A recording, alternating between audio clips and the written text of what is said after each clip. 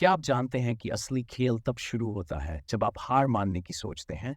ये वही पल है जब आपको खुद से पूछना है, क्या मैं अभी भी उठ सकता हूँ? असली जीत वहाँ है। आपकी प्रतिबद्धता आपके लक्ष्यों के प्रति आपकी गहराई को दर्शाती है। यकीन मानिए, जब आप अपने सपनों को हासिल करने के लिए डटे रहते हैं, तो उस कठिनाई को पार करना सिर्फ एक मील का पत्थर बन जाता है। आप वही बन जाते हैं जो आप अपने मन में सोचते हैं। इस यात्रा में चुनौतियां आएंगी, लेकिन हर एक ठोकर आपको मजबूत बनाएगी। हर गिरावट आपके लिए एक सबक है, एक अवसर है खुद को फिर से उठाने का। याद रखें, धीरे धीरे चलने वाले भी मंजिल पर पहुंच सकते हैं, और वे जो कभी चलते नहीं, वे कभी नहीं पहुंचते। अपने इरादों को मजबूत बनाएं और अपने काम के प्रति सजग रहें। आपके आसपास के लोग आपकी ताकत को देखेंगे और आपकी मेहनत को सराहेंगे। तो उठिए, अपने लक्ष्यों पर ध्यान दीजिए और दुनिया को दिखाइए कि आप कितने अडिग हैं। आपकी यात्रा यहीं से शुरू होती है। जब आप अपने सपनों के लिए लड़ते हैं, तो आप केवल खुद को बल्कि दूसरों को भी